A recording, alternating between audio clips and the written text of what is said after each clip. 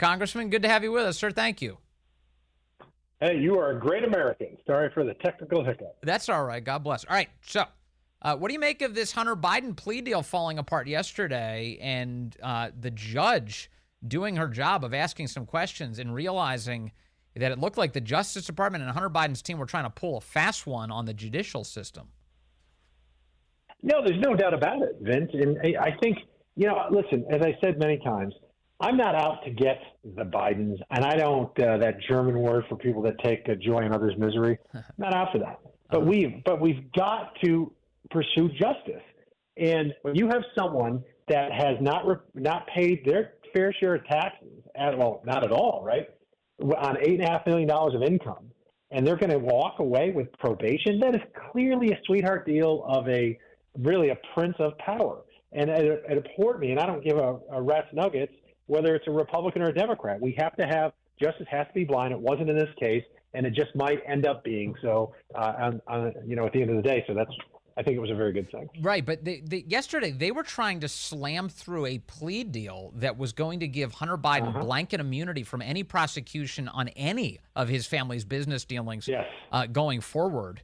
The judge sniffed this out and said, "I'm not going to accept this. You're going to have to come back with something different." That sounds to me like they're trying to defraud the court, Congressman. This is a pretty, I think, a consequential case. There's no doubt about it, and also they wanted her to be an arbiter when let's just say there was a different administration with a different Justice Department, and they didn't want the Justice Department to have the authority to pursue, justice, and they wanted Hunter Biden to skirt that too. So it was really kind of a twofold dipsy-do, if you will. Right. And I'm glad she sniffed it out. And I doubt that CNN will say that she was Trump appointed when she actually did her job and did it well. Yeah, and by the way, she was recommended by the two Democrat senators from Delaware. That's how she got the job.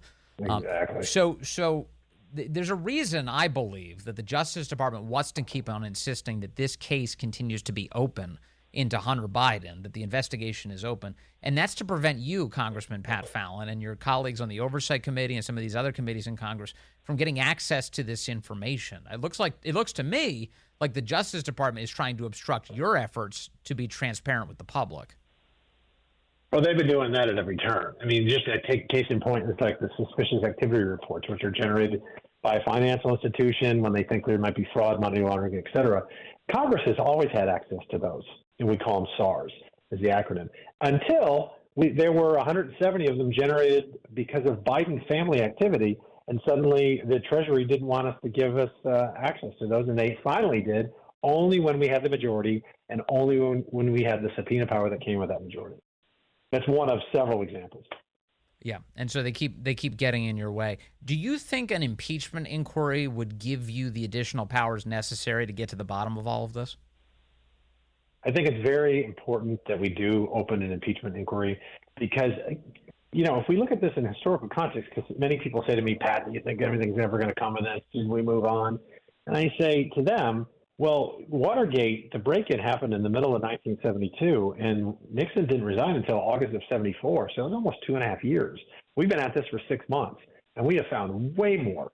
I mean, now I remember talking to you about a month ago when I had read the 1023. Well, now everybody can read the 1023, and I encourage them to do so. In fact, you're going to read a little bit more than I did originally because none of it's redacted. And you can see this naked corruption. It fits in place. Every bit of information we've found and evidence that we've uncovered in the last 6 months corroborates the other stuff we'd already known or had discovered prior. All of it. So there's no way. Is it more likely than not that crimes have been committed? 100% more likely than not. Absolutely, no doubt. That FD 1023 form, I know you characterized it and my jaw dropped. And then I read it and then my jaw dropped. It is unbelievable what's alleged about the current president of the United States. In that form, you have a trusted FBI source, a man who's had apparently a ton of credibility for having given good information in the past to the FBI, paid through the years by our government for the value of that information, saying that we're looking at $5 million each to Hunter and Joe Biden, paid in the form of a bribe by the head of Burisma in order to get Viktor Shokin, the top prosecutor in Ukraine, fired. And that Viktor Shokin has, as you mentioned at the time, 17 audio recordings, 15 of which are with Hunter Biden, 2 are with Joe Biden. talking about this very thing. What's coming next in that particular case? Are we ever going to find out, say, the identity of the person who has all of this important information? Yeah, well, what's going to happen, the very next thing is Devin Archer is coming in, and he was Hunter Biden's not only business partner, but former best friend. So this is what we know, and this is why it's in relation to what you just mentioned with the 1023. We know that Victor Shokin started an inquiry on Burisma in February of 2015. That's a fact, okay? Nobody's disputing that. And then in September of 2015, the U.S. Ambassador Jeffrey Pyatt gave a speech in Odessa, Ukraine, about corruption, because it's rampant in that country. And specifically by name mentioned Zlochevsky, the head of Burisma. Then we have December 9th in 2015, or just before December 9th, we had Hunter Biden over there in Dubai with none other than Zlochevsky and a couple of other head honchos at Burisma, because he was on the board being paid somewhere between $50,000 and $83,000 per month. Zlochevsky asks him, will you call your dad? He calls his father. His father doesn't say anything specifically about the business deals, but then Hunter says to him, Dad, they need our help. They need our support. So the message from the bagman was loud and clear. So what did Joe Biden do? A couple of days later, he flies to Ukraine, gives a speech about the poison of cronyism, corruption, kleptocracy, and all that, and then insists that they fire Shokin, who's investigating the company his son sits on the board of, and allegedly was given $5 million to Hunter and himself.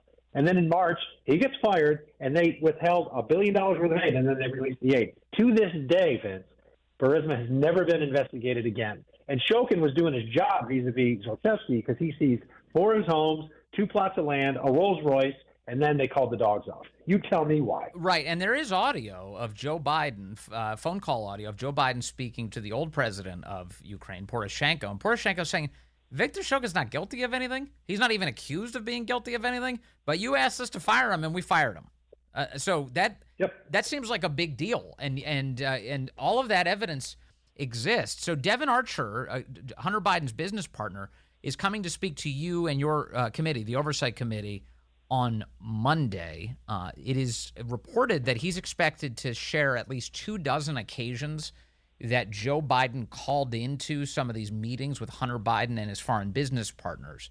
But I've also heard that Devin Archer may suggest that Joe Biden didn't know what he was calling into. He was just answering the phone when his son called like a good father. What are you expecting from Devin Archer? It's going to be interesting. I think we're going to hear some of that, but hopefully we get the truth, because that's what we're out for. I don't want him to say what he thinks we want to hear. I want him to talk to us about what really happened. Okay. Yes. And the fact of the matter is, Joe Biden said in 2019, and Vince, he could have been just very honest and said, well, yeah, of course my son's in business with this, and I wish him the best, but I wasn't involved in this stuff. I might have met his friends and whatever. I don't know what the hell he was doing. Right. Well, that's one thing. But he said he built this firewall that said, I have no idea what he was doing. I've never specifically discussed any business with him. We know that not to be true. It doesn't make any sense that the Vice President of the United States, given plenipotentiary powers by the President vis-a-vis Ukraine, to get so interested in one particular company and that his son happened to sit on the board of, if it wasn't coordinated. It makes no sense whatsoever that Shokin was getting to Zlochevsky, and Zlochevsky's biggest problem was Shokin. And Joe Biden got rid of him for him. Yes. We really need to narrow and focus on this. And Archer was at the seat of the table there. And he did say, because Joe Biden, listen, they're smart enough not to be that stupid, right? That Joe Biden is going to say, hey, don't worry about it, Zlochevsky, Nicola, I'll take care of that for you. He's saying it through his son. Yes. His son's the bagman. His son has always been the bagman for the last 10 years. Well, this is what Tony Bobulinski said when he came out in public in 2020. He said that he was constantly advised that they needed to keep Joe Biden's name only spoken, not in writing, because they were very paranoid. Jim and Hunter Biden, very paranoid that Joe Biden's name would appear in any piece of writing associated with their business dealings. So let's talk about the big guy, because when I was on the call with you after I read the 1023, yes, Tony Bobulinski said he referred Joe Biden was the big guy. We now also know that investigators from the IRS and FBI were not allowed to pursue questions about the big guy or who Dad was. we all know who Dad and the big guy were. So that's Tony Bobulinski. He didn't know Zlochevsky over in Ukraine, but Zlochevsky, according to the 1023, referred to Joe Biden as none other than what? The big guy. And 5 years later, an American that he has never met says, oh, we used to call Joe Biden the big guy. That's awfully coincidental, isn't it? It is coincidental.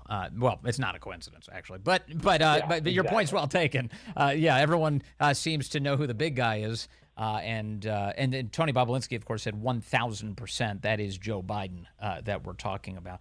Will Bobulinski appear soon? I mean, you've got Devin Archer coming in. Should I expect a Bobulinski appearance in the Oversight Committee? I think you're going to be very surprised by what unfolds in the months to come. Because what I getting a sense of the dams breaking.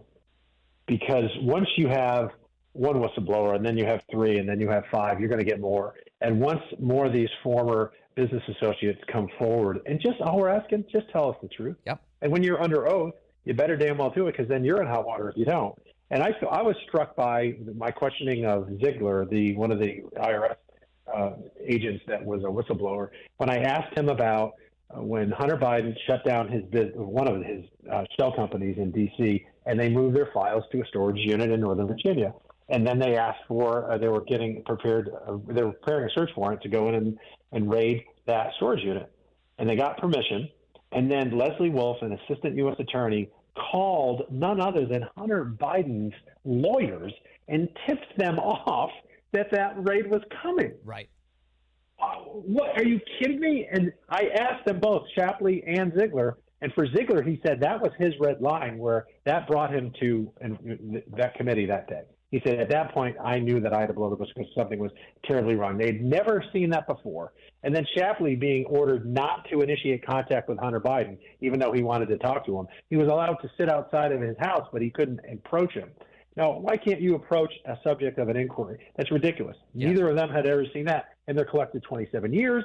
So don't tell me, Jamie Raskin, that this was all normal. It wasn't normal. And the frontline prosecutors and the investigators all wanted to bring felony charges against Hunter Biden, but the higher-up political appointees wouldn't allow it. That is not normal. Congressman Pat Fallan, finally, you mentioned the IRS whistleblowers. I noticed during that hearing they had indicated a couple of times that they would bring additional information to you and your colleagues following the hearing. Has anything interesting come out of that? Are you talking about the IRS whistleblowers? Yeah, the IRS whistleblowers. I know that, for instance, in Ziegler's case, he had said that he'd be able to provide more information after the hearing. I think he needed to seek some permission from the Ways and Means Committee to give you additional info. Yeah, that's forthcoming, and I can't wait to see that as well. And that's why it's very important to coordinate, because they're honestly, I tell you candidly, Vince, I believe right now I could teach a 3-credit college course on just this topic. That's how much information. So it's a bit overwhelming when you have a 3 or 5 minute interview on television and on the radio. It's hard to fit it all in because there's so much here. When you get the breadth of it, there's no way a reasonable person, an independent-minded, objective person would come away not thinking that the Bidens are definitely guilty, definitely have met the preponderance of the evidence, and quite possibly reasonable doubt at this point. Yep. Yeah, they're corrupt, and all of the pieces are coming together, thanks in no small part to the work you're doing on the Oversight Committee. Congressman Pat Fallan, thank you very much, as always. Good to talk to you today, sir.